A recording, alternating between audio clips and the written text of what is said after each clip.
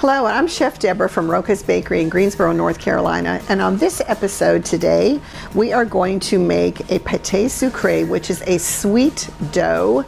We're going to turn into fresh apple almond tarts and some fruit tarts. We did fruit tarts in another episode with a puff pastry, but this is a little bit heavier dough and a little bit sweeter dough, and it's not a super flaky dough like we did in our puff pastry. It's completely different dough.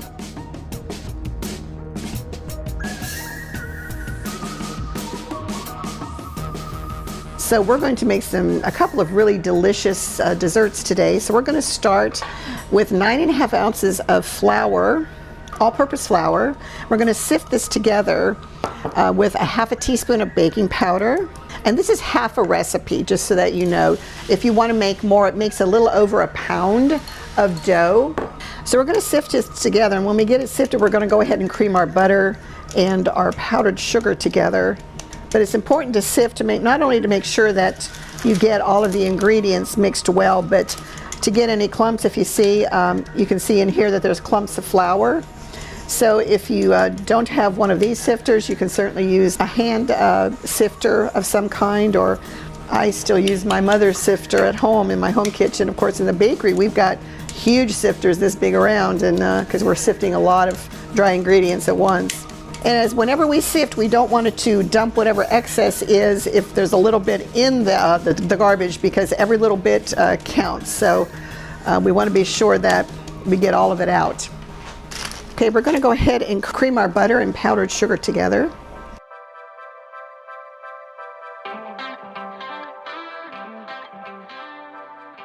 And we've got a half a teaspoon of salt in here. And whenever we're working with powdered sugar, we want to start really slow so that we don't spray it all over. There's just a little bit in here, so it should be okay. And we're just going to cream it together. We don't need to cream it until it's fluffy. We just need to cream it until it's emulsified together and it's a cohesive mass inside the mixer bowl. And then we've got 1 large egg at room temperature and a half a teaspoon of vanilla that we're going to add to this. And then we're going to add the dry ingredients. So it's done mixing now, so we're going to go ahead and add our egg and our vanilla. We're going to let that mix together. We're going to turn the speed up just a little bit. We're going to stop and scrape down the bowl. Make sure all the butter and egg get mixed up together, because it takes a minute to do this. So now we've creamed our 5 ounces of butter on our 3.25 or 3.25 ounces of powdered sugar together until it's emulsified. And let me show you real quick what it looks like, or it's supposed to look like. It looks a little curdled like this, but that's exactly what you want. You haven't done anything wrong. Sometimes I have people call me up and say, I tried to make this and it didn't turn out right. It looked weird. I said, well, that's the way it's supposed to look. So we're going to go ahead and add in our flour a little bit at a time, just so that we don't spray it everywhere. Now, most of the doughs that we make, we don't want to put in a mixer. We want them to be flaky, like our regular pie doughs, our puff pastry doughs. This is a pate sucre. It's a sweet dough. As you know, we put powdered sugar in this. We're just going to go ahead and dump the rest of the flour in. And we have a clean counter, so we can add that right back in there. And we're going to mix together until it forms a ball. And this dough is nice because we just press it. We're not going to roll this, so it's an easy dough to deal with, an easy dough to make. You don't have to worry about getting it to necessarily to the right consistency or texture.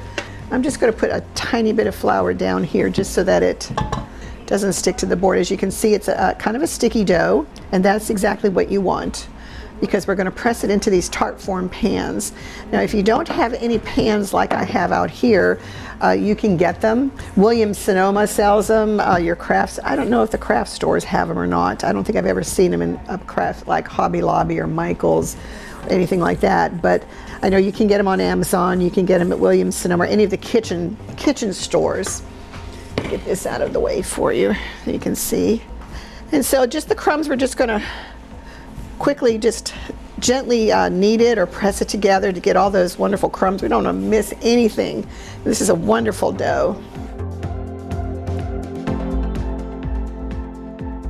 So we've got this wonderful, nice dough now. So now we're going to, this is probably going to be a little more than what we need for these tart doughs, but I like in the bakery, and even if I put something like this on my dessert buffets for one of my home parties, I like to use these long ones because you can cut them in slices this way, and you're not having to have a pie, a pie server if you're doing a round.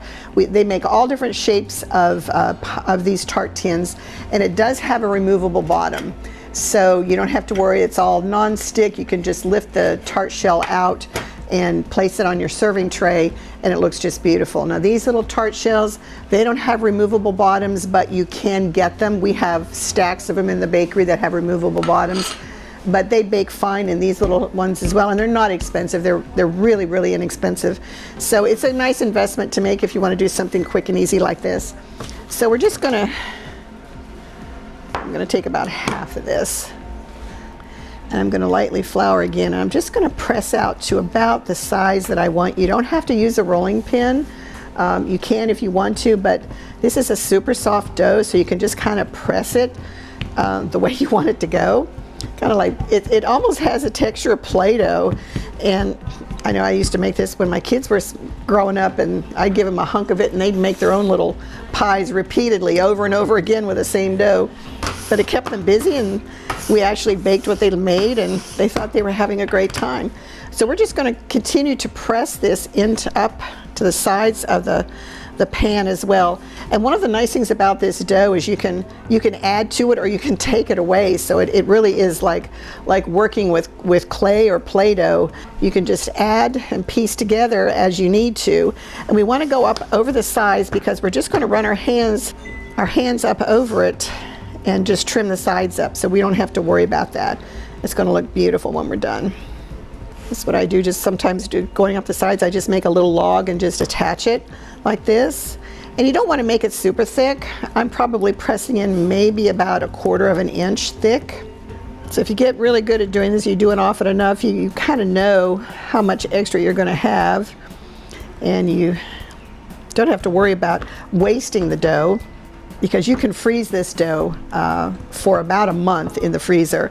So what we're going to do is we're just going to press our hands down the sides and just trim the sides like this. So there's nothing special that you do. You can take your rolling pin and you can run it over, but I just like to just press my hands down over the edges of it because they're not sharp, just to make a nice clean cut.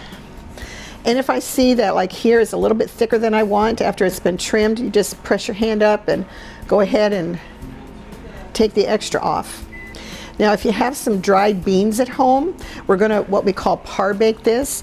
We're going to line this with a piece of foil, and you can lay some beans in it so that it helps maintain the shape of the tart shell, because we're going to bake it and then we're going to fill it with our almond frangipane that we've made, put some sliced apples on it that we have already cut, and it's going to be a beautiful tart when we're done.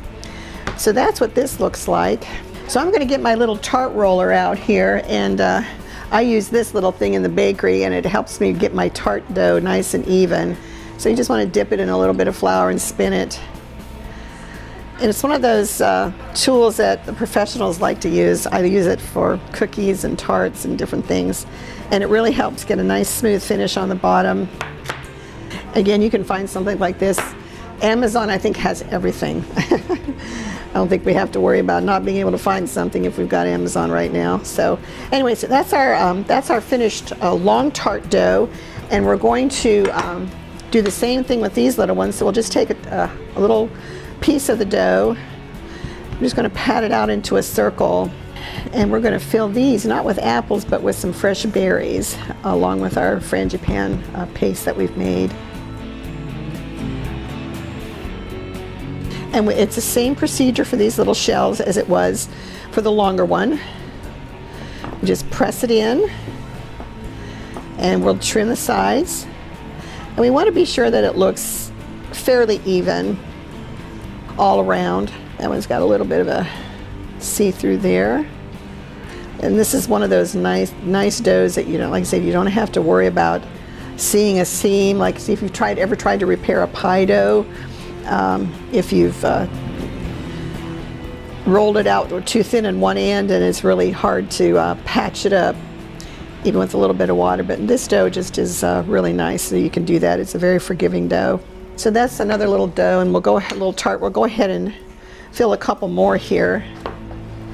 Again, this is something that you can do with your kids or your grandkids. And I remember the last time I had some of my daughter and my nephew over to my house. They're all grown, you know, they're in their 40s, but we were all in the kitchen together. I was, of course, making fresh pasta and garlic aioli for dipping sauce and desserts. They were chopping and prepping, and so this is a great thing even for the adult children to have some good family time together. I'm all about making memories in the kitchen because the kids sure do remember when they get older. So we're just going to do, we've got, I think, enough for maybe one more. So you can use any kind of fruit that you want in these tarts. Now for these small ones, we're going to bake the tarts. We won't bake the filling. For the apple that we are going to fill, we are going to bake it again. So we're going to par bake it for about 12 minutes, so it won't be baked completely through. And then we're going to bring it out, and we're going to fill it with our frangipane and our apples, and then put it back in the oven. But with these little fresh fruit tarts, we're going to bake it completely. So they'll take about 12 minutes to bake totally, and then we'll let them cool, and we'll finish them out with our fillings and our fresh fruit. We're going to put them all together on a cookie sheet so they don't slide around, because putting these little tarts in the oven on a rack is hard. You can't hardly do that, so it does need to go on a cookie sheet. So we don't need to brush them with anything. We're just going to leave them like that. And then we're going to put this other tart shell. Let me clean this off real quick. And for this long tart, put it this way here, I'm going to add some foil in here to press it down so that it doesn't pop up. Now you can fill this with dried beans, like pinto beans or navy beans, whatever, but you can, after you use them for that purpose, you cannot cook with them. You just put them in a Ziploc bag or put them in a mason jar or a plastic container and mark them as pie weights, and you can just use them that way. So we're going to put these in a 350-degree oven. We're going to start checking them at about 8 minutes, especially for the large tart, because we're not going to bake it fully. So we'll see you back in a few minutes.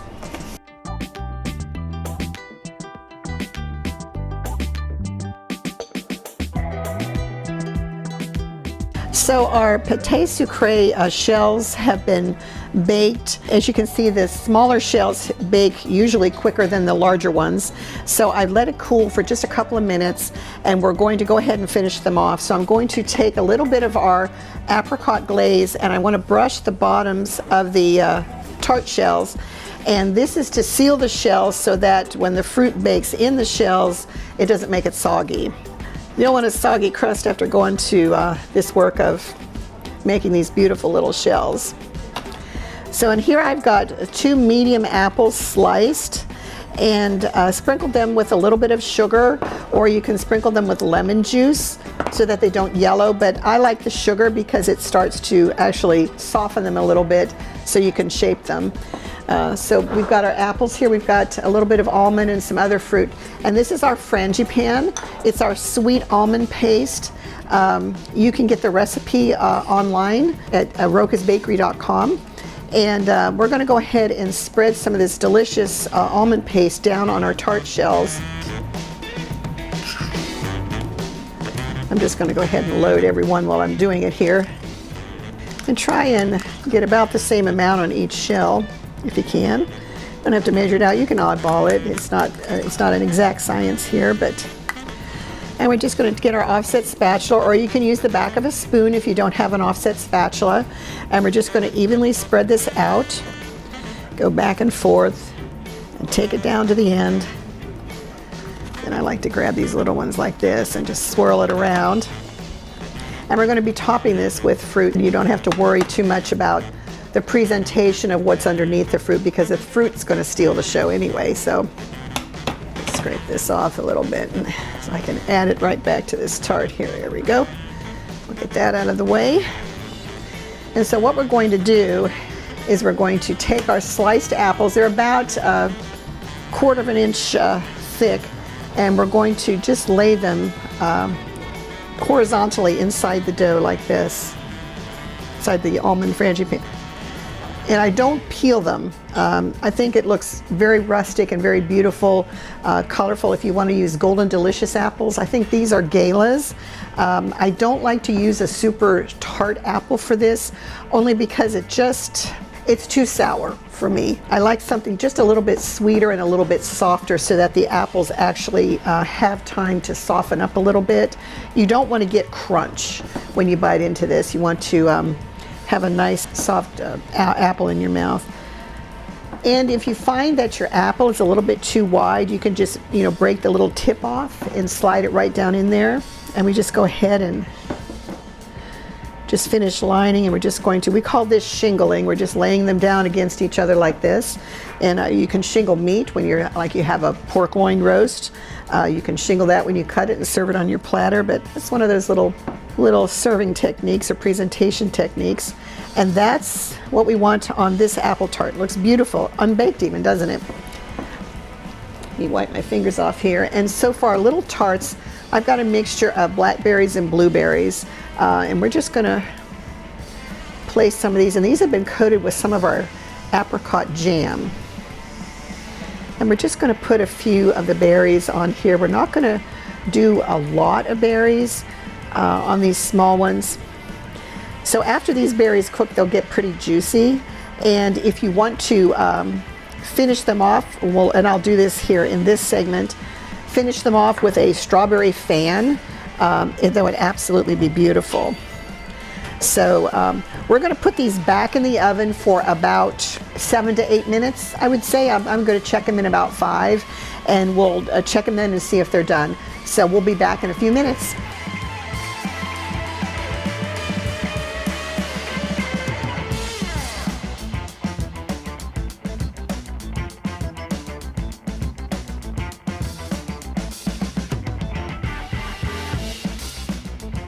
So our tarts are finished baking, and I've pulled them out of the oven and they're cooling. So we're going to bring them over and finish them off. So we have our long apple tart, and then we have our 4 smaller ones. I'll just put out here and get the tray out of the way.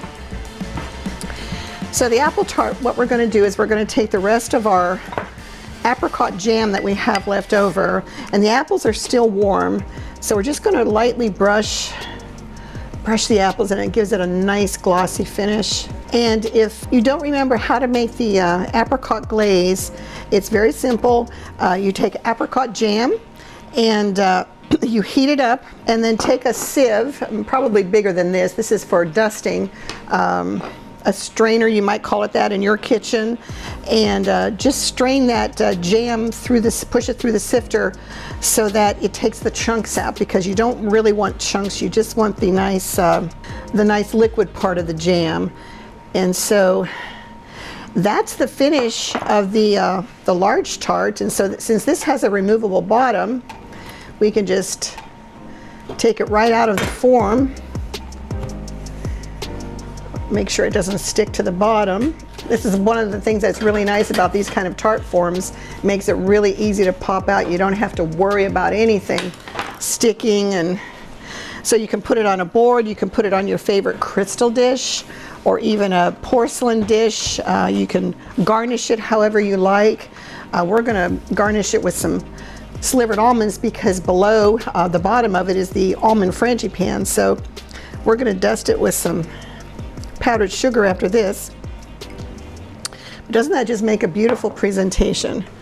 And I only like to do a light dusting on this, because you don't want to overpower this beautiful apple. And I didn't put any sugars or anything on the apple. We want the apple to have a true apple taste, because it is an apple almond tart. So we don't want to cover up the beautiful flavor of the apples. That's our long tart, and these little tarts here, they just pop right out. They don't have removable bottoms, and they're really easy to work with because they're non-stick. So we're just going to pop these out, and the fruit has stuck to the inside the frangipane, so Get this out of the way here so we don't. And what we're going to do is we're going to make some strawberry fans to put on top of this. And if you want to, you can put a dollop of whipped cream if you want to do something like that. But we're just going to top it with a strawberry fan. Let me see if I have enough almond glaze to lightly brush these berries here. I think I do. But I think with a little bit of slivered almonds on top, it makes a nice, beautiful dessert. And it's not a sweet dessert.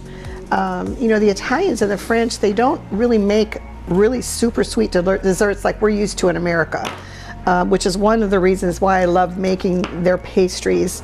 Of course, I'm Italian, Sicilian, and we love cookies. We don't do cakes that often, but we love our cookies. And they're not super sweet cookies either. So we're just going to put a few slivered almonds across here. And again, we're going to dust these as well with a little bit of powdered sugar. Or like I said, if you want to, you can do it a little different and put a little dab of whipped cream on top.